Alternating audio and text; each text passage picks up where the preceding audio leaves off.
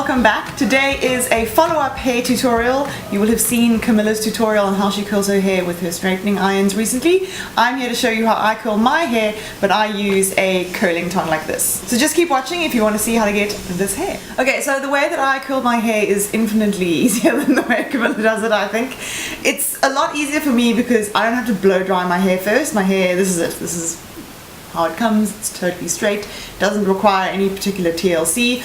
All that I do is on wet hair, depends kind of how I feel, what I'm in the mood for, but generally speaking I put in two products. One that is a volumizing or thickening product and one that is a texturizing product. Today, for example, I've got this in my hair first.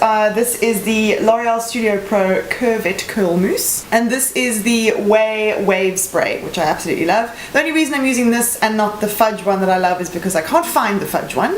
Clicks is either removed it from the country or just from my clicks, but it drives me insane. So I put the mousse in first and then I spray in the wave spray. I run through the hair very, very lightly with the tangle teaser, just literally like one brush through each section so that the product is equally distributed through the lengths of my hair, and then I rough dry it with my hairdryer. I don't do any special anything. As you can see, it's not perfect. There's a little bit of like a weird, I don't know what that is. And it's not particularly smooth. I don't know if you guys can tell on camera, but it's quite dry and kind of texturized in the lengths. That's what I want. I'm not into like smooth hair. I'm just not here for that. I want to look like I went surfing and then got dragged through a bush backwards. That is the vibe we're going for today. Camilla is much more into like a really glossy, smooth, bouncy, glamorous curl. I do like those, but it doesn't work in my hair because they just fall out. So I need texture in order to keep the curl in my hair, and it's the only way that it lasts for a day or even sometimes two. You'll see that I also don't usually use hairspray. When I do, it's if I really need hold or if it's a very special occasion, but generally speaking, with the two products I've described or anything like that, I don't need to use hairspray because there's enough friction in the hair to keep the curl for hours and hours. The tool I use to curl my hair is this. This is the Glam Palm Magic Wand. This was sent to me by Glam Palm years ago. I think it's at least 3 years old. Never had a day of problems with it. It is a ceramic barrel. I think it's about 1 inch in diameter. It has 3 heat settings and then this handy little stand so you don't burn your tabletop, which is very handy. It also comes with one of these heat protection gloves. Don't use that, I just live on the edge. So I'm going to turn this on and I use the heat setting medium. Okay, so while that's heating up, I'm going to section my hair. Again, it is a lot simpler than the way Camilla does it, but my hair is shorter and I have far less of it. So I literally just roughly go about here, just above my ear, just so that the sections are roughly the same size in terms of the volume of hair.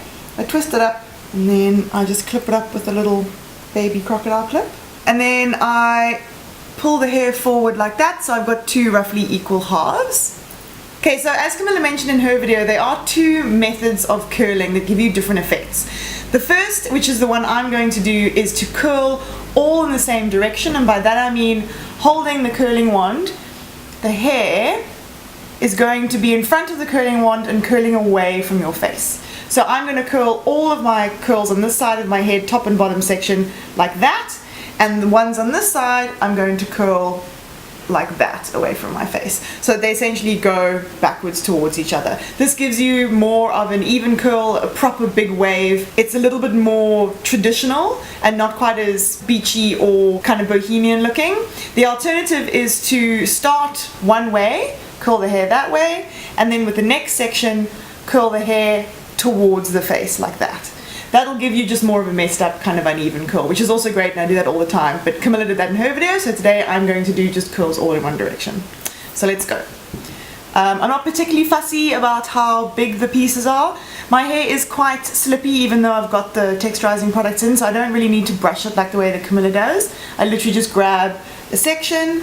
I find it easier to do this over my head on this side, and then I curl it like that. I leave the end out, that's important to make it look natural, and I leave it on for roughly 10 seconds. It does give me quite a strong curl. If you want something that's a little bit less structured, then just leave it on for less. What you can also do if you want something that isn't quite so curled, this will obviously drop, but you can pull on it slightly as it cools so that it doesn't form such a round curl.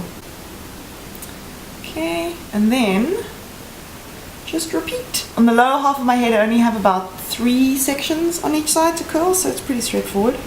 Overall, when I'm doing this in normal life and not talking to a camera, it takes me usually about 10 minutes. What I usually do on the bottom is I tend to leave the hair on the barrel for a little bit longer than usual. I find that having the lower half of the hair curled better just helps to hold the whole style in place. It just gives it a little bit of volume to the top of the hair, like scaffolding. I'll also notice that I hold the barrel parallel to my head. So kind of the same idea with Camilla's straightening iron technique, where you hold the tool parallel like this. Although obviously I'm not moving mine, you don't need to. Another great thing about this particular curling iron is it doesn't have a clamp, you'll notice. Clamps are handy, but they can create a little bit of a bend in the hair, a little bit of an edge, like a corner almost, that I don't particularly like the look of, and personally I just think this is easier. Again, not being overly specific about how much hair is in each section, I just kind of go for it. I don't think it's that important, especially with this particular technique where you're curling everything in the same direction.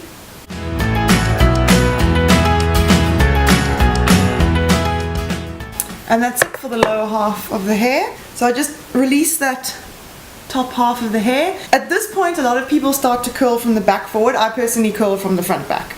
Totally personal preference. I don't think it has that much of an impact on the final result.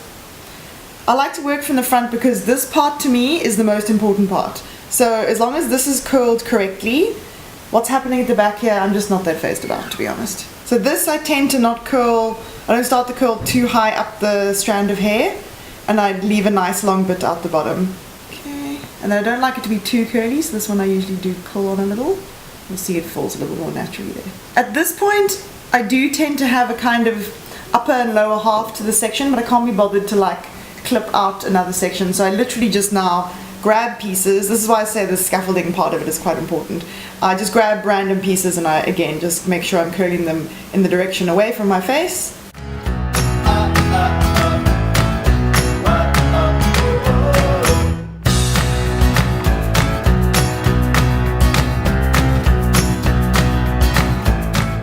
Okay, there are still a few straight pieces right at the back, but I'll deal with those at the end. And then on this side, again, grab that front piece first. Tend to have shorter kind of baby hairs on this side, something to do with I think the way the parting lies. And those can be a little bit tricky, but I just try and make sure they're all kind of swept up in the bigger section. And then again, make sure you're curling away from the face.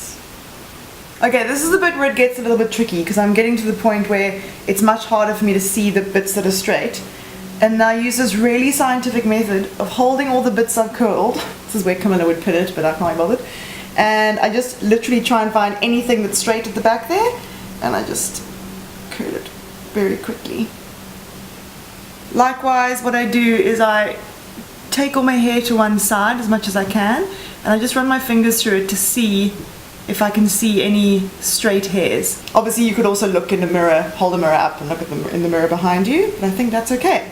So that's it, that's the whole head done. At this point I leave it to cool. That's quite important for my hair because it does help to keep the curl in as long as possible. Usually what I'll do is I'll do my hair first, then I'll go on to do my makeup, and by the time I come back to it, it's completely cold. Making sure it's completely cold before you start breaking it up with your fingers or brushing through it will help to maintain the shape much better. There are two ways to deal with it at this stage, and they are to either break the curls up with your hand, which will leave the curls still a little bit defined, but it'll break it up so that it doesn't look quite so contrived. Like I would never leave my hair in these ringlets, I really hate how that looks.